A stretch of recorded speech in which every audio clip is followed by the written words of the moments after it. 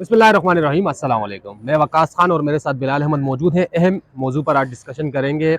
राबिया नाम है कुबरा खान का, मेरे ख्याल से जी, बिलाल जी, जी, जी। असल नाम राबिया है। और आप जानते हैं कुबरा खान के नाम से दरख्वास्त दायर की गई थी सिंध हाई कोर्ट में, जो उनके खिलाफ एक रिटायर्ड फौजी ऑफिसर ने मवाद सोशल मीडिया पर डालने की कोशिश की या उनके खिलाफ जो हर्जा सराई की गई उसके खिलाफ सिंध हाई कोर्ट आई थी। आज दरख्वास्त की समाअत थी। बिलाल भाई बताइएगा क्या हुआ इस दरख्वास्त में। अच्छा, पहले तो मैं आपको बता दूं कि बहुत सारे लोग नाम के ऊपर ना जब हमें पता चला कि कुबरा खान की एक आईनी दरख्वास्त है, तो जस्टिस सलाउद्दीन पंवर की अदालत में भी मैं भी गया और देखा, तो हमें कुबरा के नाम से जो है वो कोई भी नहीं मिला। तो फिर हमें अंदाज़ा हुआ कि बहुत सारे एक्टर या एक्ट्रेस जो है वो नाम अपना जो चेंज है कर रहे वो हैं। चेंज करते हैं, और जब इंडस्ट्री के अंदर आते हैं तो बिल्कुल कुबरा खान का नाम फिर हमें डिस्क्लोज किया हैदर वहीद ने कि उनका नाम जो है वो राबिया खान है ओरिजिनल, और वो कुबरा खान के नाम से प्रोग्राम करती है। खैर, राबिया राबिया खान नहीं है। राबिया नाम है उनका। राबिया नाम है। अच्छा, अब बात कर लेते हैं। देखिए, लास्ट हियरिंग पर जो कुछ हुआ था उस पे के बाद आज एफआईए की जानिब से जो रिप्लाई आया है, मैं आपको पढ़कर बता देता हूँ सारी तफसीलात कि क्या उसमें कहा गया है। गुज़िश्ता समाअत पर एक कॉम्प्रिहेंसिव किस्म का एक ऑर्डर कोर्ट की जानिब से जारी किया गया, और उसमें जो बेसिकली उसके बाद मेरी जो उनके वकील हैं हैदर वहीद, उनसे ज़ाती तौर पे बात भी हुई है, और मैंने पूछा है कि वो फर्दर उनकी जो क्लाइंट है वो क्या करेंगी और किस हद तक जाएंगी। ये मैं सारी सूरत हाल आपको बता देता हूँ, आपके देखने वालों को और मेरे देखने वालों को। देखिए, एफआईए को डायरेक्शंस दी गई थी और पीटीए को डायरेक्शंस दी गई थी। अदालत की जानिब से दो रुकनी बेंच था, और ये कहा गया था कि जो भी मवाद जिसकी भी जानिब से जारी किया गया है उसको फौरी तौर पर रिमूव किया जाए। अब दो इश्यूज हैं यहाँ पर बकास, अगर हम इसको समझे।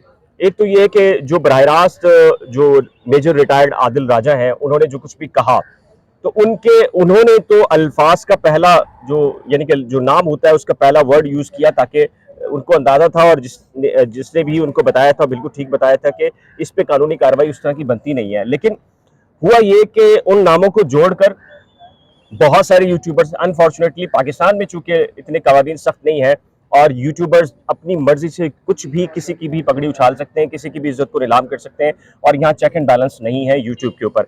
तो इस वजह से जो पाकिस्तान के अंदर बैठे हुए यूट्यूबर्स थे, उन्होंने फिर जो है वो ना सिर्फ नाम डिस्क्लोज किए, बल्कि उनकी तस्वीर लगाई, और इंतहाई गलीज किस्म का जो मवाद है, या आप कह लीजिए थंबनेल्स हैं, वो लगाए। तो उसकी वजह से बहुत ज़्यादा ये मामला पीक पर गया।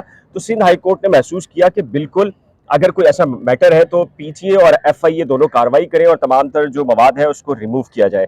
आज एफआईए साइबर क्राइम ने जो है वो एक रिपोर्ट जमा कराई है, और ये रिपोर्ट है जी, शगुफ्ता शहजाद साहिबा है, इंस्पेक्टर है एफआईए की, और इन्होंने साइबर क्राइम में ये बताया है कि जी पीटीए को खतूत लिख दिए हैं, और इसके साथ ही जिन अकाउंट्स की निशानदेही ट्विटर, इंस्टाग्राम, यूट्यूब और दीगर पे की गई थी, उनके खिलाफ उस मवाद को हटा दिया गया है, और जो अब कानूनी चारा या कार्रवाई है, जो उसका प्रोसेस जो है वो शुरू किया जा रहा है।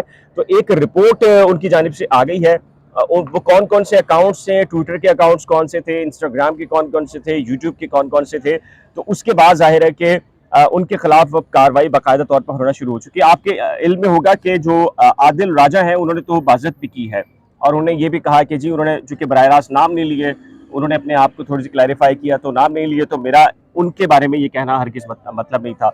लेकिन चूंकि जाहिर है कि आप इस किस्म के जो इल्ज़ामात होते हैं, जब तक आपके पास कुछ सबूत ना हो बराह रास्त, तो आप फंस सकते हैं। और ये जो यूट्यूबर्स हैं, अनफॉर्चुनेटली पाकिस्तान के अंदर जिस तरीके से, चूंकि अनफॉर्चुनेटली लॉ नहीं एग्जिस्ट करता यूट्यूब के खिलाफ, यानी कि जो उन यूट्यूबर्स के खिलाफ पाकिस्तान में ऐसा कोई कानून नहीं है कि उनके खिलाफ पीटीए या कोई भी इदारा उनके खिलाफ कोई कार्रवाई करे। मैक्सिमम ये होता है कि अगर किसी यूट्यूब लिंक के जरिए कोई मवाद इस किस्म का, नाजेबा किस्म का या फहाश किस्म का या मन घड़त का जारी किया जाता है, तो उसको सिर्फ पाकिस्तान में ब्लॉक करने का जो अख्तियार है वो पीटीए के पास है। और हमने जहीर केस में भी देखा, दीगर केसेस के अंदर भी देखा है कि सिर्फ लिंक को जो है वो ब्लॉक किया जा सकता है।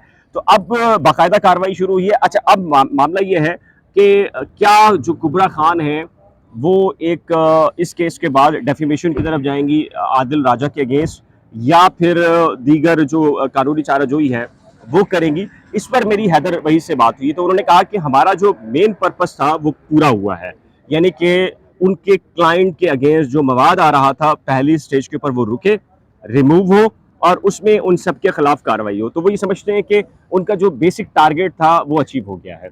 और इसमें अब कोर्ट ने उनके जो हैदर वहीद एडवोकेट है जो कुबरा की जानिब से पेश हो रहे हैं, तो उन्हें ये कहा है कि आप FIA के जवाब के ऊपर जवाब जमा कराएं और इस केस की समाअत जो है वो गालिबन 26 जनवरी के लिए एडजर्न हुई है। जी बिल्कुल, 26 जनवरी तक समाअत मुलतवी हुई। अब PTA जो है वो अदालत में जवाब जमा कराएगी। FIA ने अपना जवाब और रिपोर्ट अदालत में जमा करा दी। एहतियात कीजिए कि किसी के खिलाफ बगैर किसी सबूत के आप अगर सोशल मीडिया पर कुछ डाल लें तो अब कार्रवाई होगी। अब जिस तरह FIA ने जवाब जमा कराया, अब देखते हैं PTA उस पर क्या अमल दरामद करती है। बकास जरूरी नहीं है कि कोई कार्रवाई हो तभी आप रुके मवाद डालने पर। सोशल मीडिया है, सोशल मीडिया पर तो वॉइस भी मैच हो जाती है, तस्वीर भी फोटोशॉप हो जाते हैं, वीडियोस के अंदर भी एडिटिंग हो जाती है। कानून से डरने के बजाय मेरा ख्याल है कि इखलाकी बाउंड्रीज के ऊपर भी लोगों को चाहिए कि वो किसी भी किस्म का ऐसा मवाद जो कि उनके पास आए, जब तक कि कंफर्मेशन ना हो, जब तक कि कंफर्मेशन देखना जरूरी नहीं है, क्योंकि देखने के अंदर भी धोखा खाया जा सकता है। एडिटिंग होती है तस्वीर के अंदर भी, वीडियोस के अंदर भी, इवन के वॉइस के अंदर भी एडिटिंग के आजकल सॉफ्टवेयर्स हैं। तो मेरा ख्याल है जो मवाद आए उस पर बिलीव करना, उसको फॉरवर्ड करना, उस पर थोड़ा सा मेरे ख्याल से लोगों को एहतियात की जरूरत है। बिल्कुल बिलाल भाई, जिस तरह के ट्विटर पे एक टॉप ट्रेंड बन गया बिना किसी तहकीक के, बिना किसी सबूत के, तो इससे एहतियात बरतें, क्योंकि हमारे जो अखलाकियात हैं उनसे ये मावरा थी ये चीज़ें। तहम 26 तारीख को जो अपडेट आएगी इस हवाले से PTA जो रिपोर्ट जमा कराएगी सिंध हाई कोर्ट पे, उससे आपको आगाह करेंगे। अपना बहुत सारा ख्याल रखिएगा। मुझे वकास खान, बिलाल अहमद और अब्दुल कादिर को इजाज़त दीजिएगा। अल्लाह हाफ़िज़। खुदा हाफिज।